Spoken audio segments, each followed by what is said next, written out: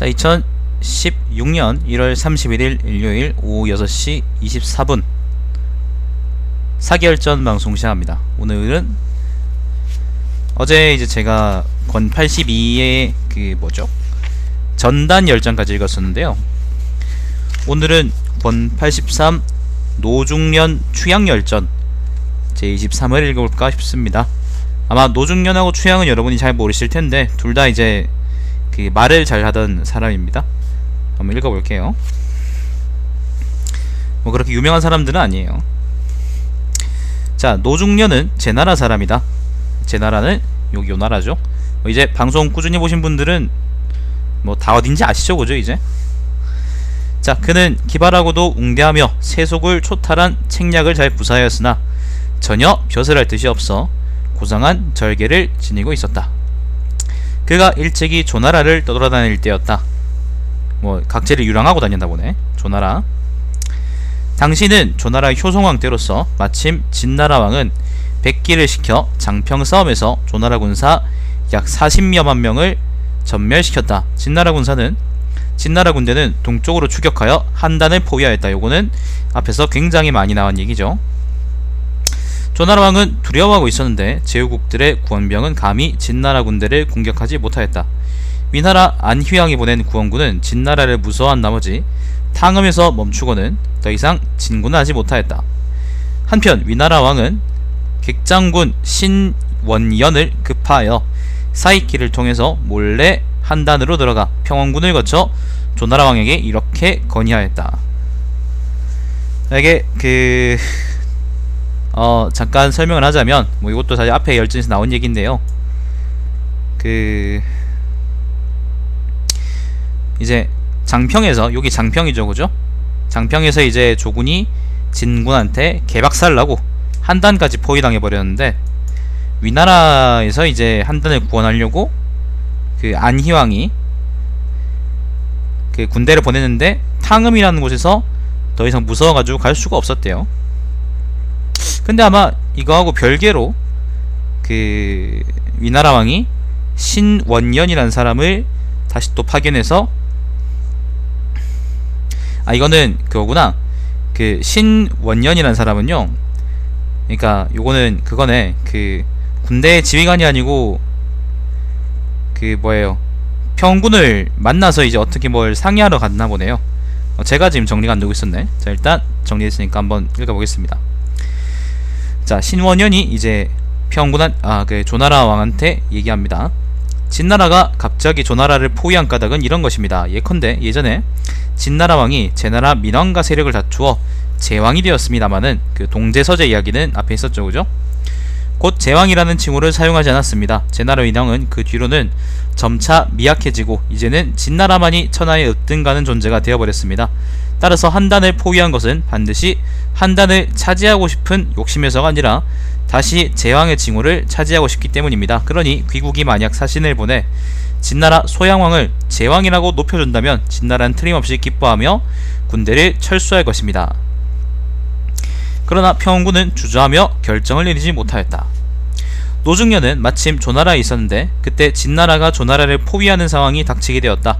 그는 위나라가 조나라로 하여금 진나라 소왕을 받들어 제왕이라 칭하게 한다는 말을 듣고 평원군을 만나 이 일을 어떻게 하실 생각이십니까? 라고 물었다. 그러자 평원군은 대답하였다. 내 어찌 이렇게 큰 일을 감히 말할 수 있겠습니까? 전에는 밖에서 40만의 군사를 잃었고 장평이죠, 그죠? 지금은 또 안으로 한단을 포위당하여 물리칠 수가 없습니다. 그런데 위나라 왕이 객장군 신원연을 보내와서 우리가 진나라를 높여 제왕이라 불러주라고 하는데 그는 지금 여기에 있습니다. 내 어찌 이 일에 대해서 감히 말할 수 있겠습니까?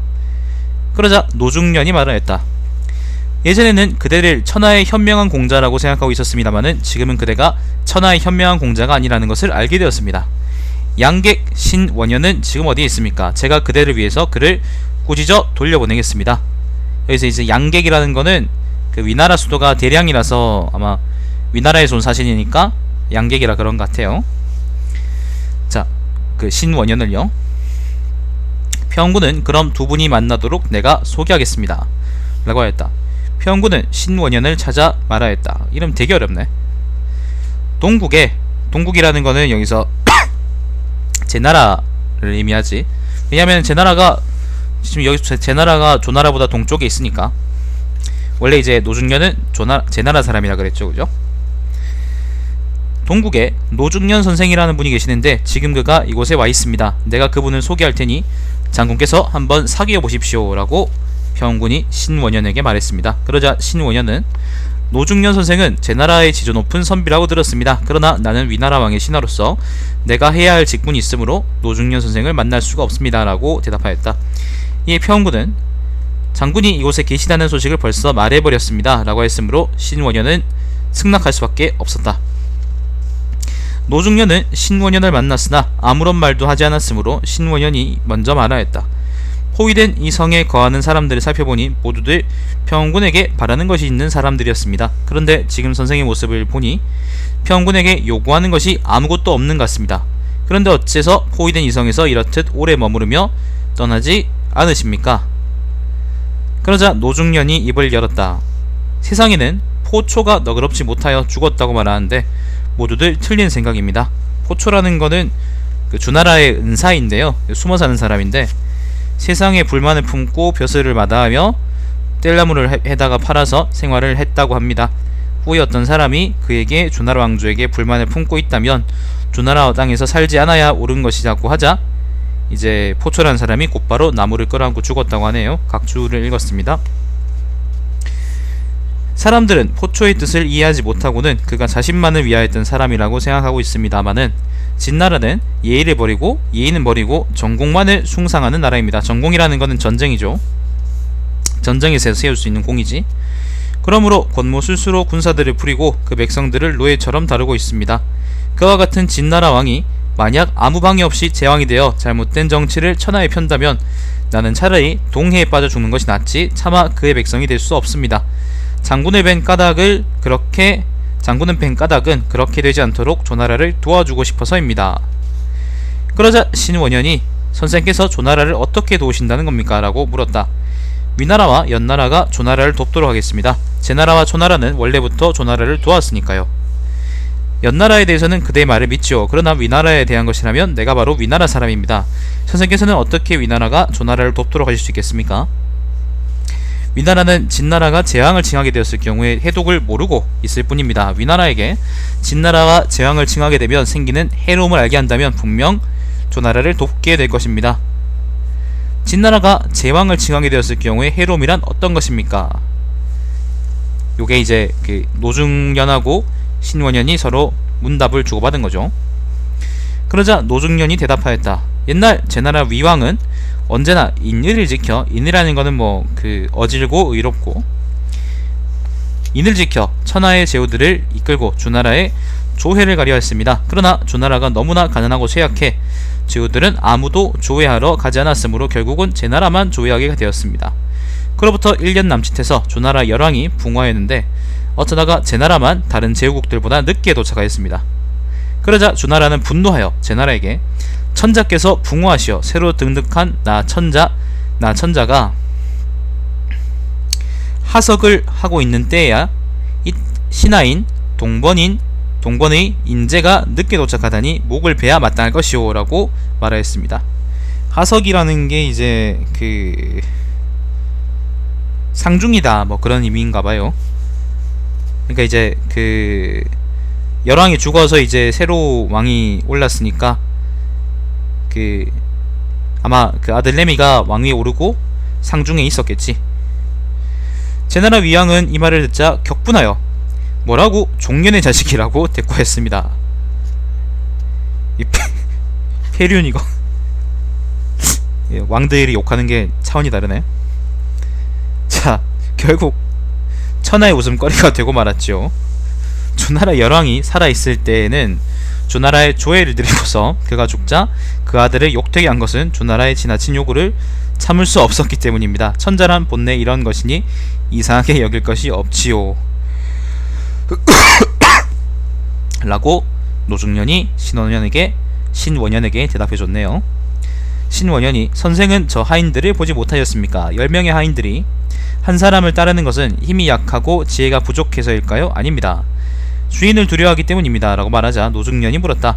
어허, 그럼 위나라를 진나라와 비교하면 하인과 같다는 말입니까?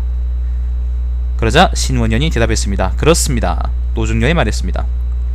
그렇다면 내가 진나라 왕이 위나라 왕을 삶아 죽이게 할까요? 신원현은 노중련의 말에 불쾌해하며 말하였다. 선생의 말씀이 지나치십니다. 선생이 무슨 수로 진나라 왕이 위나라 왕을 삶아 죽이게 할 수 있다는 말씀입니까? 그러자 노중련이 말했다. 예, 지금 보니까 대화가 좀 섞여 있거든요. 그러니까 이게 노중련 말하고 신원현 말이 좀 섞여 있는데, 제가 이제 최대한 뭐 읽다가 잠깐 끊든지 그렇게 해서 구별하고 있으니까 아마 혼동되진 않으실 거예요. 논조가 다르잖아요, 그죠? 자, 이 노중련이 말했다.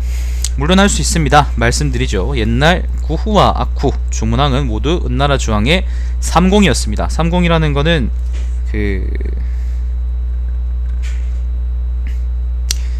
자기가 이제 제일 높은 대신인데, 태사, 그 다음에 태위, 그 다음에 태보가 삼공이었나? 아무튼 관직이 제일 높은 신하를 우리가 삼공이라 그래요, 보통. 한나라에 뜯어보면 삼공이라고 있지. 자, 구후에게는 딸이 하나 있었는데 그녀는 아주 미인이었습니다. 그래서 주왕에게 딸을 바쳤는데 주왕은 그녀가 못생겼다고 생각하여 구후를 소금에 절여 죽였습니다. 딸을 줬는데 못생겨서 죽인 거야? 여러분, 우리가 사기를 읽으면서 몇 가지 교훈을 얻을 수 있는데, 키 작다고 놀리면 죽고요. 또 몇 가지 있는데, 뭐 하다가 잘못하면 또 삶아 죽고요. 못생긴 딸을 주면은 소금에 절여 죽네요. 자, 악후가 강하게 만류하며 격하게 간언하자 이번에는 악후를 포를 떠서 죽였습니다. 하지 마라 그러면은 포가 떠서 죽습니다. 또한 주나라 문왕은 이 소식을 듣고 탄식하였을 뿐인데도 주왕은, 그러니까 은나라 주왕은 그를 유리에 있는 감옥에 100일이나 가두어두었다가 그를 죽이려고 하였습니다. 여기서 이제 유리라는 거는 지명입니다. 우리가 생각하는 그런 유리가 아니에요. 투명한 게 아니지. 지금의 위나라 왕은 진나라 왕과 같은 사람인데 어찌 다른 사람들과 함께 그를 왕이라고 칭해주어 결국 소금에 절여지는 신세가 되려 하십니까? 제나라 민왕이 노나라에 가려고 했을 때 말채찍을 들고 수행하던 이유자가 노나라 사람에게 그대들은 우리 군주를 어떻게 대접하겠소? 라고 물었습니다. 노나라 사람이 우리는 10태례의 예절로서 그대 군주를 대접하겠습니다 라고 대답하자, 여기서 이제 태례라는 거는요, 10태례라는 게 뭐냐면은 소, 양, 돼지 세 가지 동물을 각각 1태례라고 했대요. 10태례는 이제 그러니까 굉장히 성대한, 그러니까 가축 10가지를 다 갖춘 성대한 대접을 의미한다고 합니다. 자, 그러자 이유자가 말했습니다. 그대들은 어떤 예절에 근거하여 우리 군주를 대접하려는 것입니까? 10태례로 왜 그렇게 주려고 그러느냐? 우리 군주는 천자입니다. 천자께서 순행하시며 제후들은 자기의 궁궐을 내어주고 성문과 창고 여실을 내맡기며 옷을 걷어 올리고 탁자를 배치하고 대청 밑에서 천자의 수라를 준비하여 올리고, 수라는 이제 식사죠, 그죠? 천자께서 식사를 끝낸 후에야 물러나 정사를 듣는 것이오 라고 하였습니다. 그러자 노나라 사람은 문을 닫아 걸고 열쇠로 잠그고는 제나라 민왕을 입국시키지 않았습니다. 민왕은 노나라에 들어갈 수 없게 되자 설나라로 가려 하겠습니다. 그런데 그곳으로 가려면 추나라를 지나야 했습니다. 이게 아마 민왕이 왜 노나라로 가려고 그랬냐면은 왜 앞에서 아기가 있잖아요. 아기가 제나라를 한번 개박살 낸 적 있잖아. 그때 민왕이 거로 도망갔다 그랬는데 아마 그 전에 좀 왔다 갔다 좀 했나봐요. 그 얘기를 하는 것 같아요. 그때 뭐 여기 나온 것처럼 노나라도 가고 추나라도 가고 설나라도 가고 뭐 그랬던 모양입니다. 자, 계속 읽고 오겠습니다. 마침 추나라의 군주가 붕어였으므로 민왕은 조상을 하려고 하였습니다. 이유자가 붕어한 추나라의 왕의 아들에게 말하였습니다. 천자께서 조상을 하게 되시면 우리 주인은 관을 뒤로 하고 북쪽을 향해 자리를 펴고 남쪽에 앉으며, 그런 후에 천자께서 남쪽을 향해 조상을 하는 것입니다. 그러자 추나라의 군신들은 꼭 그렇게 해야 한다면 우리는 차라리 칼에 엎어져 죽겠습니다 라고 하며 끝내 추나라로 들이지 않았습니다. 추나라, 노나라의 신하들은 군주가 살아있을 때에는 충분히 봉양을 못하였고 세상을 떠나서도 충분히 제사 음식을 차려놓을 수 없었는데, 제나라가 천자의 예를 들어 추나라, 노나라에서 행하려 하자 단연코이를 받아주지 않았던 것입니다. 지금 진나라는 만승의 나라이고 위나라 역시 만승의 나라입니다. 다같이 만승의 나라를 거느리고 각각 왕이라 부리고 있지요. 그런 위나라가 진나라의 한 번 승리를 보고 진나라에 복종하여 진나라 왕을 재앙으로 만들려고 하고 있는 것입니다. 이렇게 되면 삼진의 대신들을 초나라와 노나라의 하인이나 천만도 못하게 만드는 것입니다. 또한 만약 진나라가 아무런 제지도 받지 않고 끝내 제왕을 칭하게 된다면 제후국들의 대신을 마음대로 갈아치울 것입니다. 그들은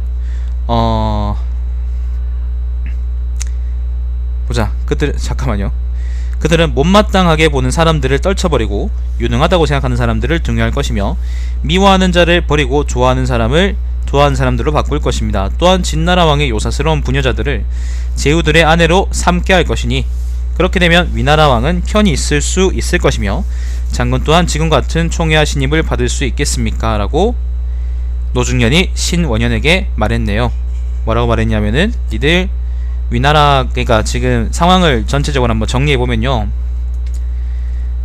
진나라가 장평에서 조나라를 한번 조지고요, 그리고 조나라가 그러니까 장평에서 한번 깨지고 한단까지 포위당해버렸는데 그거를 위나라 안희왕이 군대를 보내서 권하려 하다가 진나라 군사의 기세가 너무 세니까 중간에 어디에서 멈춰버렸어요. 그리고는 좀 싸게 먹히려고, 사람 죽으면 좀 그러니까 싸게 먹히려고 신원현이라는 사람을 한단에 보내가지고 그 평원군한테 님들이 진나라의 그 왕을, 그러니까 사신을 보내가지고 진나라 소양왕을 제왕이라고 높여주기만 하면은 진나라는 더 이상 조나라의 한단을 포위하지 않을 것이다 라고 얘기해줘 버렸거든요. 근데 이제 노중련이라는 사람이 그걸 듣고 이제 그렇게 해주는 거는 그냥 니들한테 손해일 뿐이지 아무것도 이득이 없을 것이다 라고 그 평군을 설득해버린 겁니다. 그리고 위나라에서 보낸 신원현에 대해서도 얘기하고 있는 거고요. 그게 요 얘기를 한번 정리한 겁니다. 그제서야 신원현은 일어나 두 번 절하고 사과했다. 선생을 이제껏 평범한 사람이라 생각하고 있었는데 오늘에야 비로소 선생이 천하의 제일가는 선비라는 것을 알았습니다. 저는 곧 이곳을 떠나 다시는 진나라 왕을 제왕이라고 받들라는 말은 하지 않겠습니다. 진나라 장군은 이 소식을 듣자 군사를 50리나 뒤로 물렀다. 또한 제마침 위나라 공자 무기가, 여기 이제 신릉군이죠, 그죠? 신릉군이 조나라를 구원하기 위해서 진비의 군사를 빼앗아 진나라 군대를 공격해왔으므로 진나라 군대는 마침내 퇴각하였다. 이렇게 위기를 모면하자 조나라의 평원군은 노중련에게 봉지를 하사하고자 했으나 노중련은 3번이나 사용하며 끝내 받지 않았다. 그래서 평원군은 주연을 마련하여 술이 한창 올랐을 때 앞으로 나아가 천금을 바치며 노중련의 복을 빌었다. 그러자 노중련은 웃으며 거절하였다. 천하의 선비가 귀한 까닭은 다른 사람의 걱정을 덜어주고 재난을 없애주며 분규를 풀어주고도 보상을 받지 않기 때문입니다. 만일 보상을 받는다면 그것은 장사꾼이 하는 것입니다. 장사꾼이 하는 짓입니다. 저는 그런 짓은 사마하지 못합니다. 그리고는 마침내 평군에게 인사를 하고 떠나가 버렸고 평생토록 다시는 만나지 않았다.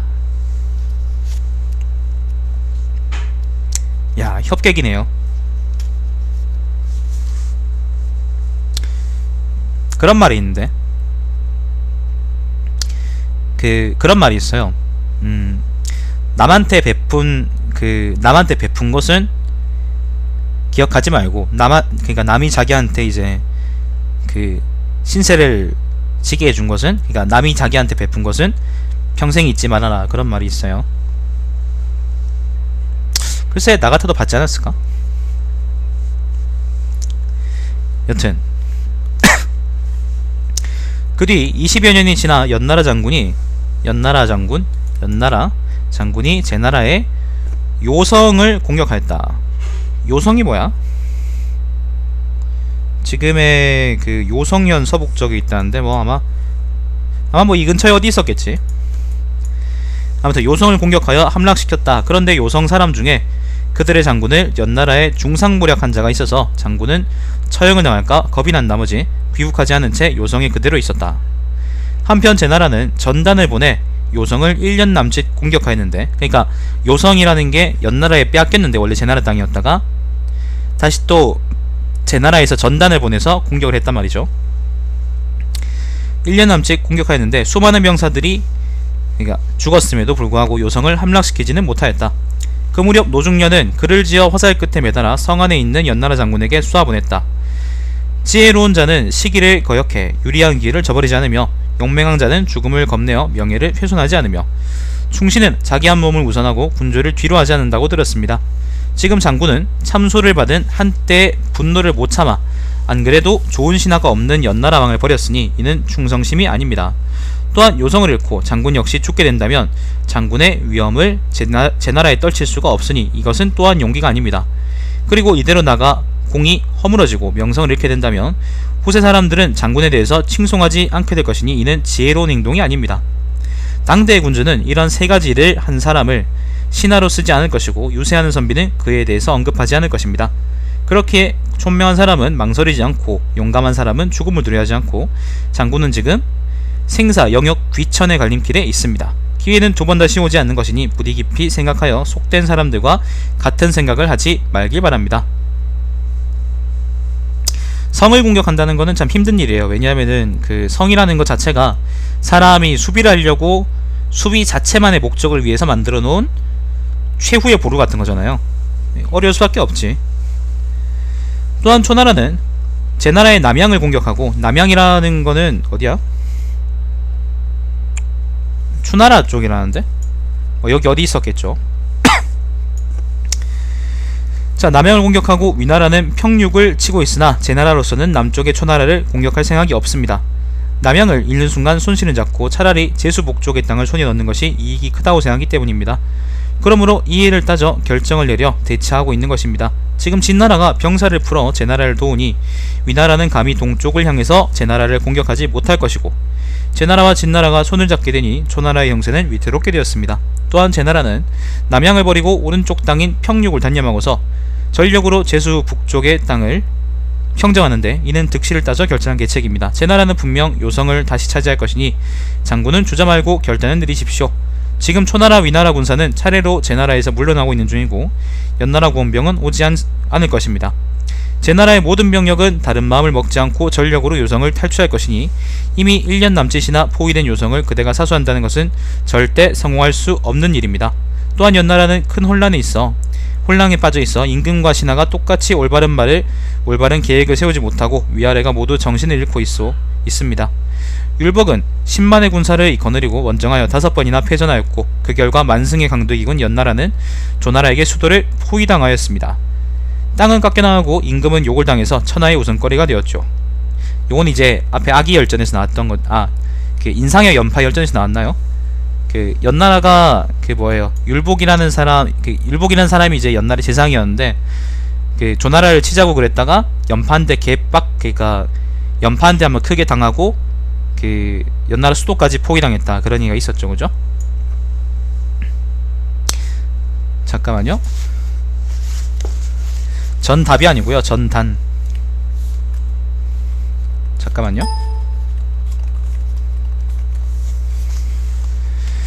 자,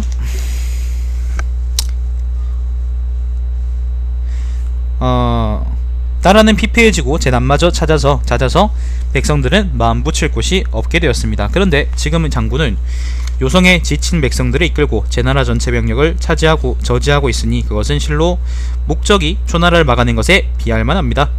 목적은 이제 송나라를 위해서 초나라 군대를 막아버렸죠. 궁핍해서 사람의 고기를 먹고, 목적이 바로 묵자입니다. 궁핍해서 사람의 고기를 먹고 사람의 뼈를 땔감으로 쓰고 있는데도 장군의 병사들은 배반할 생각을 품지 않고 있으니 장군이야말로 참으로 손빈에 비할 만합니다. 손빈은 앞에 나왔던 그 누구예요? 그 누굽니까? 그 손무의 후손이라 나왔던 그 사람이죠. 그 앞에 그러니까 손자오기 열전에서 읽었습니다. 이재훈 천하의 장군의 능력을 보여주었습니다. 그러나 장군을 위해서 생각해본다면 병력과 군전에 아무 손실이 없도록 하여 연나라에 보답하는 것이 가장 좋은 일일 것입니다. 병력을 온전하게 가지고 연나라로 돌아가면 연나라 왕은 반드시 기뻐할 것이고, 장군의 몸이 성에서 돌아가면 백성들은 부모를 만난 듯이 기뻐할 것이며, 장군의 친구들은 흥분하여 팔을 걷어붙이며 칭찬하고, 마침내는 장군의 업적을 천하가 다 알게 될 것입니다. 위로는 고립된 군주를 도와 군주들을 단속하고 군신들을 단속하고, 아래로는 백성들을 잘 살게 하여 세사들에게 이야깃거리를 제공하고, 세사라는 거는 이야기꾼들, 나라를 바로잡아 타락된 풍속을 고치게 되면 공명을 이룰 수 있을 것입니다. 혹은 이런 것이 마음에 없다면 연나라를 떠나 세속을 버리고 동쪽에 제나라로 오시는 것은 어떻겠습니까? 그러면 제나라는 땅을 베어 봉지를 정해주게 될 것입니다. 그렇게 하면 장군은 도위와 같은 부귀를 누릴 수 있을 것이며, 도위는 도는 그 양후의 그 봉지고요. 뭐 위나라는 위는 이제 그거래요. 그 상항의 봉지랍니다. 그러니까 상항이 이제 원래 위나라 출신이었으니까 그 위나라라는 건 여기 요 위나라가 아니고요. 요 위나라 말고 이제 여기 있는 작은 위나라 출신이라서 아마 그 위라고 그랬는 모양입니다. 도위라는 거는 도위의 어떤 부귀라는 거는 양후와 그 상항의 부귀라는 거죠. 자, 장군의 후손은 대대손손 세도를 부릴 수 있으며 제나라와 함께 길이길이 부귀를 누리게 될 것이니 이 또한 한 가지 방법일 것입니다. 앞에서 말한 이 두 가지 계획은 모두 이름을 알리고 실리를 두텁게 할 수 있는 방법입니다. 장군은 깊이 생각하시어 한 가지를 선택해야 합니다. 작은 예절에 얽매여 있는 사람은 영화로운 이름을 부를 수가 없고 이룰 수가 없고, 작은 치욕을 마다하는 사람은 큰 공을 세울 수가 없습니다. 옛날 관이오는 제나라 황공을 활로 쏘아 그의 허리띠 고리를 맞췄으니 실로 그것은 찬탈행위였습니다. 또 공자규를 저버리고 그를 위해서 죽지 않은 것은 비겁한 행동이었으며 오라에 묶여 수갑과 착고를 하게 된 것은 치욕스러운 행동이었습니다. 세상 임금은 이런 세 가지 행동을 저지른 사람을 신하로 써주지 않을 것이며 마을 사람들도 그들과는 교제하려 하지 않을 것입니다. 만약 향리인 관자가 옥에 갇혀 세상에 나오지 못하였거나 복사하여 제나라로 돌아올 수 없었던들 그는 끝내 치욕이 가득 찬 오명을 면할 수 없었을 것입니다. 노비들도 그와 비교되는 것을 부끄러워할 텐데 하물며 보통 사람들이야 어떻겠습니까? 그런데도 관자는 오히려 오라에 묶여 갇혀있는 것보다 천하를 바로잡지 못하는 것을 부끄러워하였고, 공자규를 위해 죽지 않은 것보다 제나라가 제후들 사이에서 위험을 떨치지 못하는 것을 부끄러워하였습니다. 작은 일보단 큰 일이라는 거죠. 그러므로 세 가지 잘못을 아울러 범하고서도 황공을 오패의 우두머리로 만들어 그 명성을 천하에 높이고 광채는 이웃나라를 비추게 된 것입니다. 또한 조자는, 여기서 조자는 노나라의 조마를 가리킵니다. 조자는 노나라 장군이 되어 제나라와 3번 싸워 3번 다 패하였고 노나라 땅을 500리나 잃었습니다. 그때 임시관리였던 조자가 여러 번 돌이켜 생각하거나 침착하게 계획을 세우지 않고 조급하게 자살하였다면 항상 패배만 하여 포로가 되는 장군이라는 오명을 면할 수 없었을 것입니다. 그러나 조자는 3전 3패의 지옥을 생각하지 않고 돌아와 노나라 임금과 계책을 상의하였습니다. 제나라 황공이 천하의 제후들과 회합하는 기회를 틈타 조자는 오직 칼 한 자루에 의지한 채 회맹하는 연단 위에 있는 황공의 심장을 겨누었습니다. 그때 조자의 안색을 변하지 않았고 말투 역시 엄중하였습니다. 결국 3차례 싸움에서 패해 잃은 토지를 하루아침에 쉽게 잃은 것입니다. 되찾은 것입니다. 요 얘기는 제가 예전에 해드렸죠, 그죠?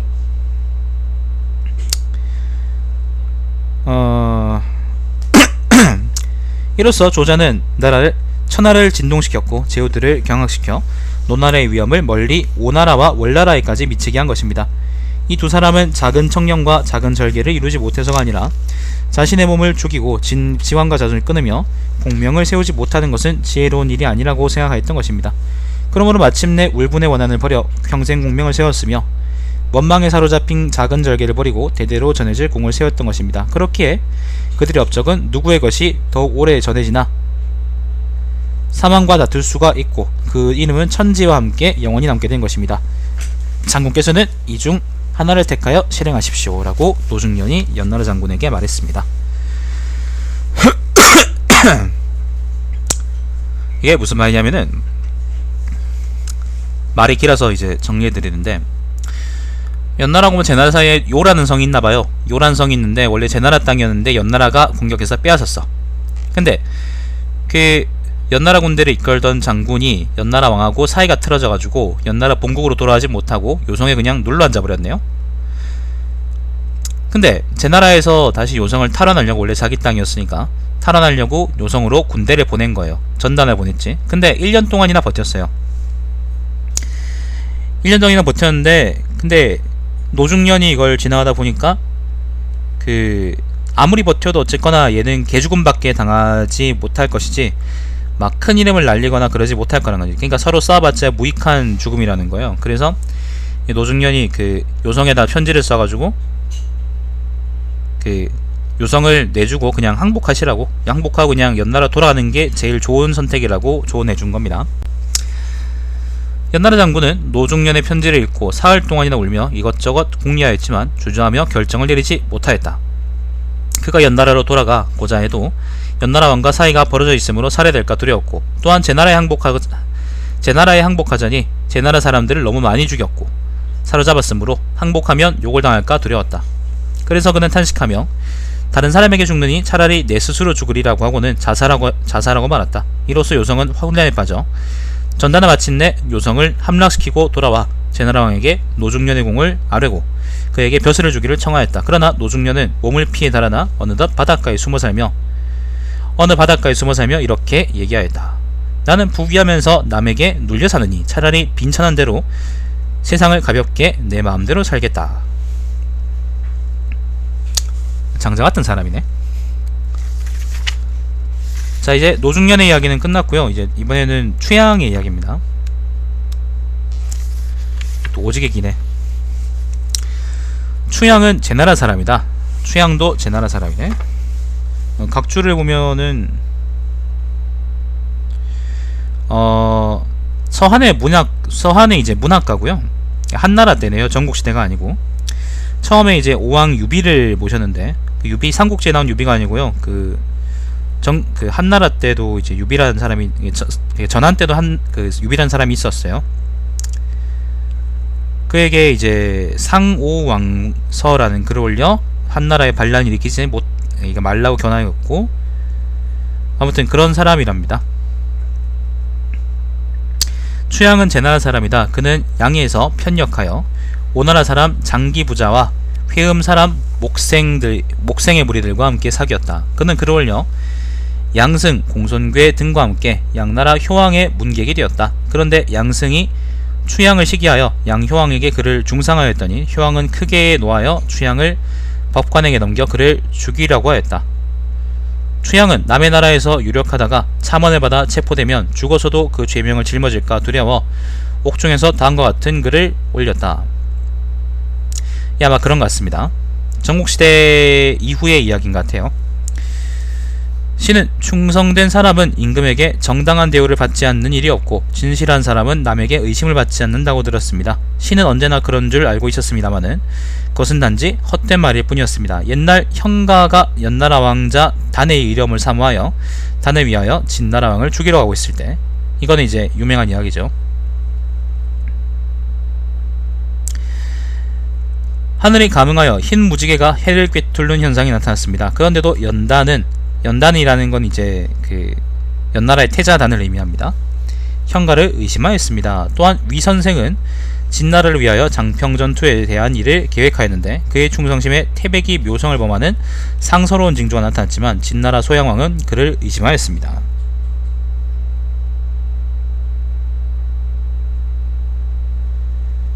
위선생은 누구지? 위선생도 이제 뭐 그 당시에 활약했던 사람 이름인가 본데, 각주를 읽어보면요, 진나라 장군 백기가 장평에서 조나라 군대를 대파하고 그 승기를 타고 조나라를 멸하려고 하자 위선생은 돌아와 진나라 소왕에게 병력과 군량을 더 파견할 것을 요청하였으나 소왕은 범수의 참호만을 듣고 이를 받아들이지 않았다라고 하네요. 뭐 그런 사람인가 보지. 형가와 위선생의 정성이 천지의 변화를 일으켰음에도 불구하고 두 임금이 그들의 참됨을 깨닫지 못하였던 것입니다. 이 어찌 슬픈 일이 아니겠습니까? 지금 신은 충성을 다하고 드리고자 하는 말씀을 아뢰어 대왕께서 알아주기를 바랐지만 대왕 좌우에 있는 사람들이 밟지 못한 탓으로 오히려 옥리에게 신문을 당하고 세상의 의심을 받게 되었습니다. 이래서야 형가와 위선생이 다시 태어난다고 해도 연나라와 진나라는 그들의 참뜻을 깨닫지 못할 것이니 대왕께서는 깊이 살펴주시옵소서. 예전에 변화라는 보옥을 바쳤음에도 초나라왕은 그것이 가짜라고 하여, 변화라는이 아니고 변화는이네요. 변화란 사람이 보옥을 바쳤음에도 초나라왕은 그것이 가짜라고 의심하여 변화의 발을 잘라버렸습니다. 이사 역시 충성을 다했지만 호해는 그들을 극형에 처음하였습니다. 이사는 이제 그 진나라의 재상이었고요. 호해는 시황제 아들내미죠. 기자가 미친 척하고 저비어가 세상을 피해 살았던 것도 다 이런 환난을 당할까 두려웠기 때문입니다. 바로건대 대왕께서는 변화와 이사의 참뜻을 깊이 살피셔서 앞으로는 초나라 왕과 호해처럼 잘못된 참소를 받아들인 일이 없고 신이 기자와 저비에게 비웃음을 받지 않도록 해주시옵소서. 또 신은 비가는 가슴을 찢기고 오저서는 갈가죽 주머니에 넣어져 강물에 던져진다 라고 들었습니다. 처음에는 그 말을 믿지 않았으나 지금은 그것이 사실임을 알게 되었습니다. 바로 건대 대왕께서는 깊이 살피셔서 신을 조금이라도 가련히 여겨주시옵소서. 속담에 백발이 되도록 친구로 오래 사귀었으면서도 새로 사귄 것처럼 마음을 모르는 자가 있는가 하면 안지 얼마 되지 않은데도 예부터 사귄 것 같은 사람이 있다는 말이 있습니다. 무슨 이유겠습니까? 이는 서로 상대방의 마음을 아느냐 모르느냐 하는 것 때문입니다. 옛날 번오기는 진나라에서 연나라로 도망갔는데 형가에게 자신의 머리를 주어 연나라 왕자 단이 내린 사명을 받들어 수행하였습니다. 왕사는 제나라를 떠나 위나라로 도망갔는데 성에 올라 스스로 목숨을 끊어 제나라를 물리치고 위나라를 보전하였습니다. 왕사는 누군지 모르겠네. 각주를 읽어보면요, 왕사라는 사람은 제나라 사람인데 죄를 지어서 위나라로 도망갔다. 후에 제나라가 위나라를 공격하자 왕사는 자기까지 연루될까봐 성에서 제나라 군사를 맞아 자살하였다 라고 하네요. 그런 사람이라네.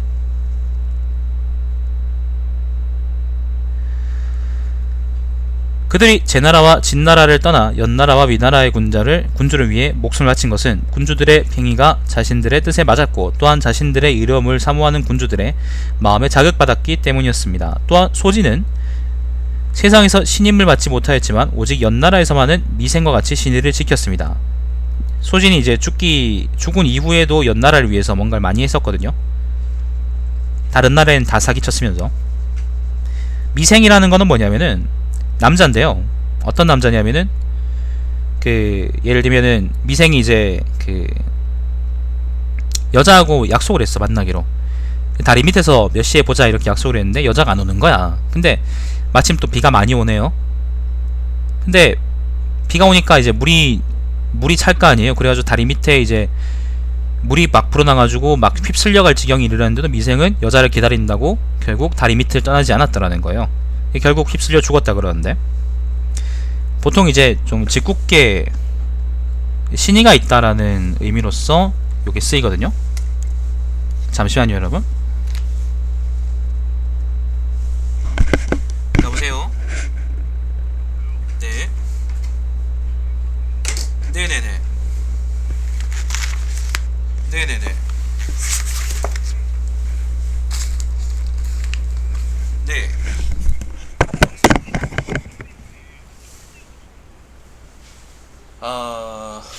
네.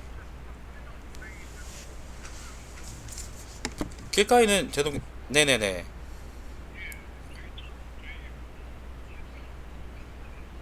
네네네.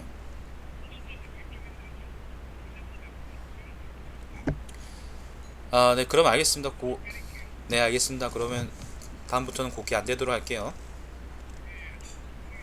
네.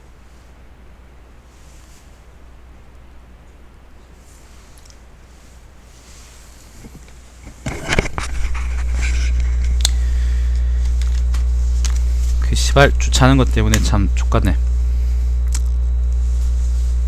자, 한번 읽어보죠. 계속. 백규는 싸움에서 패배하여 6개의 성을 잃은 다음 위나라로 망명하였고, 백규라는 거는 중산의 장수인데요. 중산국이 여기죠. 작전이 실패하여서 성읍 6개 잃게 되자 중산의 왕이 백규를 죽이려고 했습니다. 그러자 백규가 여기 이제 있는 위나라로 도망가가지고 위나라 문후에게 우대를 받았다. 나중에 위나라를 위해서 중산을 공격하여 차지했다고 합니다. 그런 사람이랍니다. 나중에 위나라를 위해서 중산을 함락시켰습니다. 이것은 무슨 까닭이겠습니까? 다만 군주와 서로에 대한 이해가 있었기 때문입니다. 소진이 연나라의 재상이 되자 연나라 사람이 왕에게 그에 대한 나쁜 말을 하였으나 왕은 칼을 만지며 소진을 비방한 자를 꾸짖었습니다. 아울러 소진을 더욱 후대하여 자신의 결제를 잡아 그에게 먹였습니다. 백규가 중산에서 공을 세우자 중산의 어떤 사람이 위나라 문후에게 그를 비방하였습니다마는 문후는 오히려 밤에도 빛을 발하는 구슬을 백규에게 내렸습니다. 무슨 까닭이겠습니까? 이는 두 임금과 두 신하가 각각 가슴을 열고 서로 믿었기 때문이니 어찌 근거도 없는 말에 마음이 흔들리겠습니까? 엄청 기네요. 그러므로 그러므로 여자는 미인이든 아니든 궁중으로 들어가게 되면 질투를 받게 되고 선비는 어질든 아니든 조정에 서면 시기를 받기 마련이라는 것입니다. 옛날 사마희는 송나라에서 무릎을 베이는 형명을 받았는데도, 송나라는 이제 여기 있는 요 송나라죠, 받았는데도 나중에는 중산의 재상이 되었습니다. 또한 범수는 위나라에서 갈비뼈가 부러지고 이가 분질러졌으나 인간 변기 범수, 마침내는 진나라에서 응후가 되었습니다. 이들 두 사람은 반드시 그렇게 될 것이라는 계획을 믿고서 뿌리를 지어 사사로운 일을 하는 붕당을 버리고는 홀로 철신하였던 것입니다. 그런 까닭에 다른 사람들의 질투를 받지 않을 수 없었던 것입니다. 때문에 신도적은 간언히 받아들여지지 않자 스스로 강문에 몹을 던졌고, 서연은 세상이 싫어 돌을 품에 안고 스스로 바다에 뛰어들었던 것입니다. 신도적은요, 성이 신도고 그 다음에 이름이 적이라네요. 은나라 말기 사람이래요.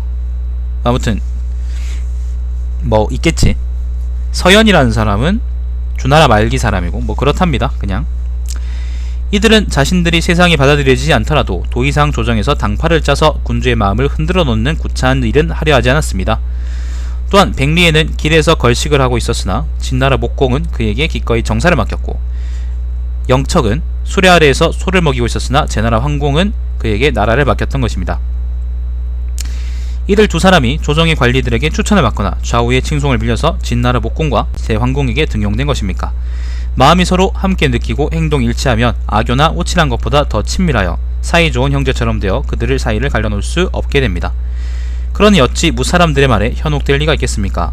고로 한쪽 말만 들으면 간사한 일이 생기고 한 사람에게 모든 것을 맡기면 난이 일어나게 되는 것입니다. 옛날 노나라는 개손의 말을 듣고 공자를 내쫓았고, 개손씨의 참소 때문에 공자가 노나라에서 나왔던 적이 있죠. 개손씨라는 거는 삼환인데, 삼환에 대해서는 제가 옛날에 설명해 드린 적이 있습니다. 송나라는 자한의 꿰을 믿고 목적을 가두었습니다. 공자와 목적의 달변으로도 참수와 아첨에서 벗어나지 못하였고, 이 때문에 노나라와 송나라는 위태롭게 되었습니다. 이는 무슨 까닭이겠습니까? 여러 사람에게 입은 무쇠라도 녹일 수 있고 계속해서 쌓이고 쌓이는 참수의 말은 뼈라도 녹일 수 있기 때문입니다. 공자 덕분에 제나라나 노나라가, 그러니까 제나라나 주변의 큰 나라들이 노나라를 건드리지 못했을 뿐만 아니라 공자의 제자였던 자공의 어떤 외교적인 활약 덕분에 노나라가 제나라에게 멸망당할 뻔한 것을 한번 나라를 구했었죠. 그 얘기는 공자 중리 제자 열전을 보세요. 중리 제자 열전도 앞에 영상이 있었죠, 그죠? 그 자공의 일화에 보면은 그게 잘 나와 있습니다. 자, 진나라는 오랑캐 유열을 등용하여 중국을 제패하였고, 유열라는 거는 뭐 진나라 사람이라는데, 그러니까 여기 요 중간에 있던 요 진나라 사람인데 서용으로 도망갔다가 진나라에 등용됐다. 진나라 목공한테 등용되었다. 그런 것 같네요. 제나라는 월나라 사람인 몽을 기용하여 위왕과 선왕의 위험을 강하게 하였습니다. 이 두 나라가 세속에 얽매여 이끌리거나 아첨과 한쪽에 치우친 말에 사로잡혔겠습니까? 공정하게 듣고 두루 살펴봄으로써 이름을 당세에 남겼던 것입니다. 그러므로 뜻만 맞으면 호나 월처럼 아주 먼 곳의 사람들과도 형제처럼 될 수 있으니 요연한 몽이 바로 이런 사람들이었습니다. 그러나 뜻이 맞지 않으면 고륙 사이라도 내쫓고 쓰지 않습니다. 주, 상, 관과 체가 바로 이런 경우입니다. 관하고 체는 이제 관숙하고 채숙을 이르는 말인데요. 그 주나라 창업 시대 때 이제 반란을 일으켰던 사람들이라고 알고 있습니다. 주나라 왕족들이었고, 주하고 상은 뭔지 모르겠네. 주는 이제 요의 아들이고, 상은 그러니까 순의 동생이라 그러네요. 요는 이제 용왕이고, 수는 순왕이겠죠. 왜 우리나라는 이제 요임금, 순임금 그런 사람들 있잖아요, 그렇죠? 자, 오늘날 백성의 주인된 사람이 참으로 제나라 진나라와 같이 옳은 방법을 쓰고 송나라 노나라처럼 잘못된 말을 듣지 않는다면 500의 명성도 별달리 언급할 것이 없으며 사망의 공업 또한 쉽게 이룰 수 있을 것입니다. 500이라는 것은 5패를 의미합니다. 춘추 5패요. 그러므로 성군은 충성과 간사함을 잘 구별하며 자지의 위선적인 요건이 자지는 누구냐면은 그 연나라의 재상 이름입니다. 자기가 왕이 됐었지. 위선적인 마음을 내칠 수 있고 전상의 잔재주와 같은 것은 인정하지 않을 수 있는 것입니다. 주나라 무왕은 충신 비간의 후예를 봉하고 배를 지켜 죽은 임신한 여인의 무덤을 손질해 줌으로써 그 공업을 또다시 세워 천하에 군림할 수 있었던 것입니다. 무슨 까닭이겠습니까? 이는 무왕이 좋은 일을 하는데 전혀 실증을 내지 않았기 때문입니다. 또 진나라 문공은 그의 원수와 친하게 지냄으로써 최후들의 패자가 될 수 있었고, 여기 원수와 친하게 지낸다는 거는 그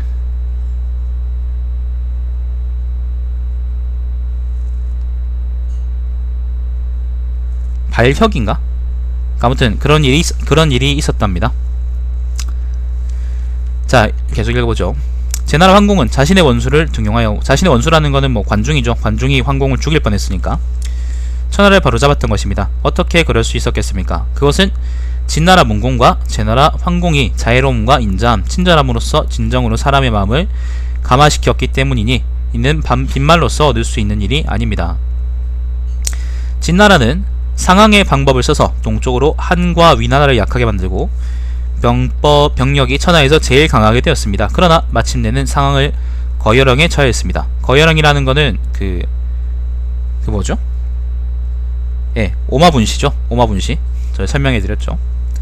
말들을 목하고 그 뭐요? 다리하고 팔에 묶어 놓고 5개로 찢는 거를 의미하죠. 몸통 났으니까 6개겠네. 자, 또한 월나라는 대부 종의 모략을 이용하여 오나라를 벌하고 중국에서 패자가 되었으나 결국은 그를 죽이고 말았습니다. 이러한 형편이므로 손수고는 3번이나 해임되었음에도 낙담하지 않았던 것입니다. 손수고는 뭐 초나라의 영윤이라는데 뭐 그렇답니다. 3번 해임됐는데 슬퍼하지 않았고 3번이나 영윤에 임명됐는데도 기뻐하지 않았다. 그런 사람이라네. 영윤은 이제 초나라의 재상이에요. 오릉의 자중 역시 삼공지책을 사용하고 남의 집에서 정원에 물을 대주는 일을 하였습니다. 오늘날의 임금이 진실로 교만한 마음을 버리고 보답할 뜻을 품고 속마음을 꺼내 참된 마음을 보여주며 간담을 털어 간담이라는 건 뭐 간하고 슬개를 이야기하는 거지. 내장을 의미합니다. 간담을 털어 덕을 두터이 베풀고 기쁨과 어려움을 선비와 함께하고 선비에게 인식하게 굴지 않으면 포악한 건왕의 계라도 요임금에게 지저되게 할 수 있고 도척의 식객들은 그의 명에 따라 허유를 찔러 죽게 할 수 있을 것입니다. 하물며 만승의 권세를 잡고 성왕의 자질을 갖춘 분의 명이라면 어떻겠습니까? 형가가 칠족을 재난에 빠뜨린 일이나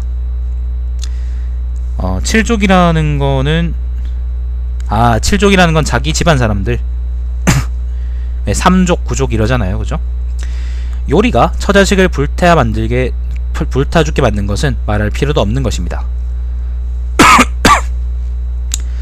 그 요리라는 거는 그 누구야? 우왕 합렬을 도와가지고 그 요를 죽인 사람이었나? 경기 공자를 죽인 사람이구나. 아무튼 뭐 그런 일이 있었어요.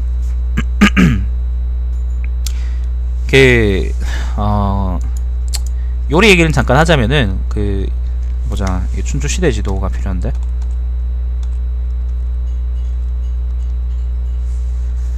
요리 얘기 잠깐 하자면요, 그 중국은 9족도 있습니다. 삼국지 보면 10족이란 것도 나오죠. 10족.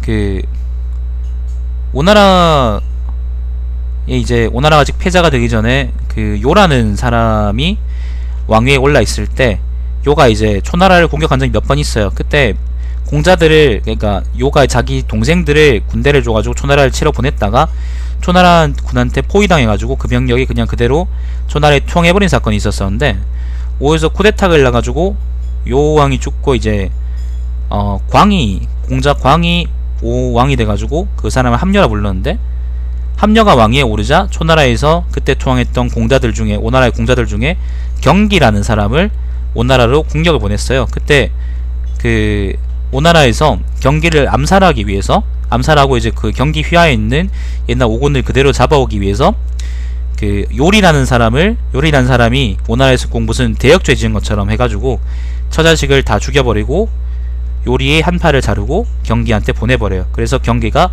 방심한 틈을 타서 요리가 경기를 죽여버립니다. 그 얘기를 하는 거예요. 자, 다시 또 요 사람이 누구냐면, 요 사람이 그 누구야? 근국 뭐야 이게?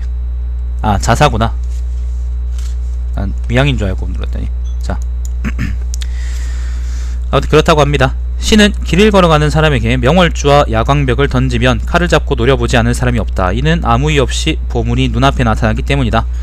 구불구불한 이상하게 모인 나무 뿌리일지라도 임금의 그릇이 되기는 것은 무슨 이유인가? 이는 좌우에 있는 사람들이 먼저 그 모양을 꾸미기 때문이다 라고 들었습니다.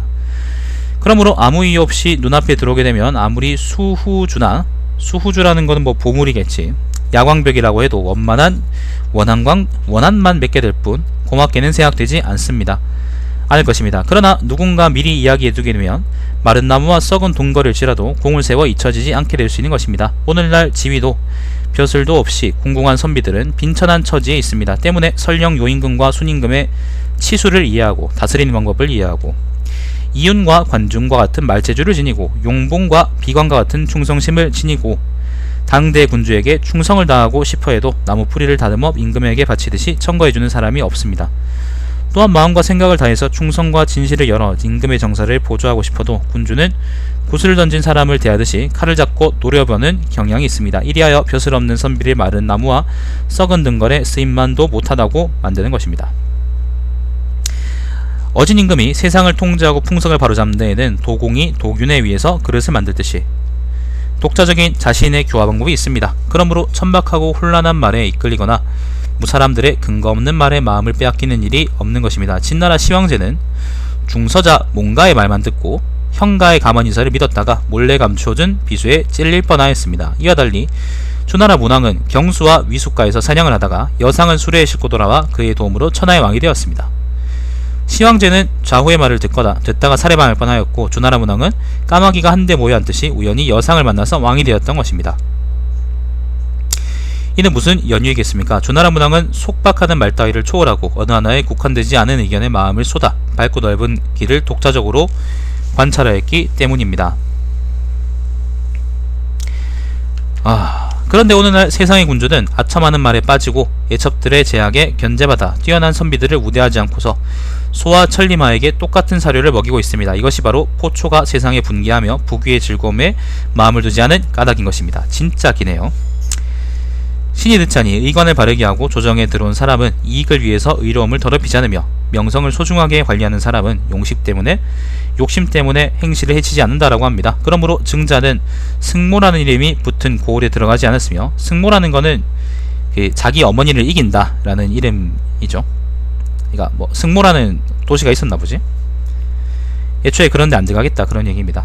묵자는 조가라는 이름이 붙은 마을에서는 수레를 되돌렸다고 합니다. 조가라는 승모는 어딘지 모르겠고, 조가는 이제 여기 그 황하 근처에 있는 곳인데 은나라의 도성인데요. 그게 조가라는 지명이 그 비락이라는 주장에, 자기 주장에 부합되지 않는다고 해서 안 들어갔다고 해요. 여기서 조가라는 거는 그 노래 부른다, 즐긴다, 논다 그런 말이고, 비락이라는 거는 뭐 겸양한다, 절제한다, 즐거움을, 그러니까 쾌락주의에 빠지지 않는다 그런 의미 같으니까 아마 그런 것 같아요. 그런데 오늘날 임금들은 천하의 뛰어난 선비들을 위엄과 막중한 권력으로 내리눌러 두렵게 하고 있습니다. 때문에 임금들은 일부러 안색을 부드럽게 하고 행실을 더럽히면서까지 아첨을 좋아하는 선비들은 섬기고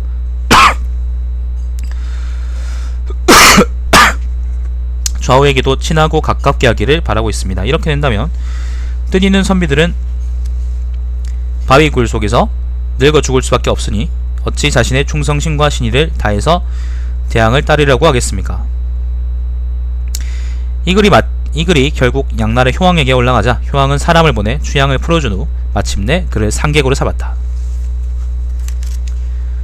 어휴, 이게 몇 쪽이냐면은, 그러니까 이게 좀 말씀드리자면요, 취향이란 사람이 그 험담을 당해가지고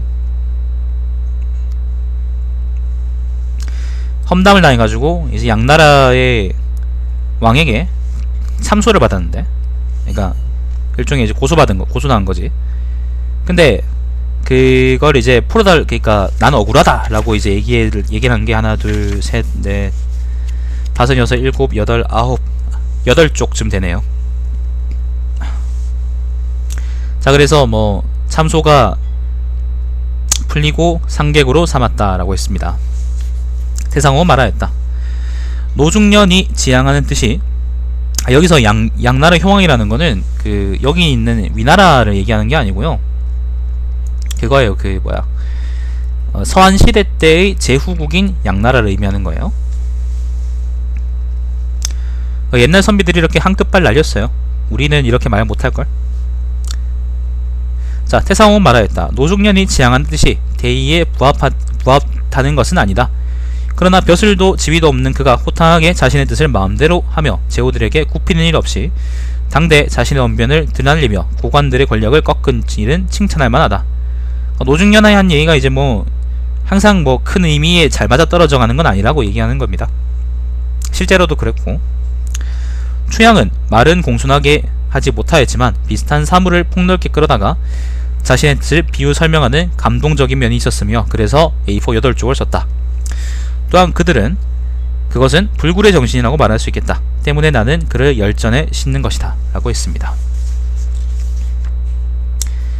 뭐 제가 특별하게 더 할 말은 없고, 이걸로 이제 권 83 노중년 취향열전, 이게 짧은 줄 알았더니 20쪽이나 되는구나. 잠깐만, 이거 다음 것도 읽어야 되나 오늘? 다음 것도 20쪽쯤 되네. 다음 것도 읽을까요? 자, 일단 영상 끊겠습니다.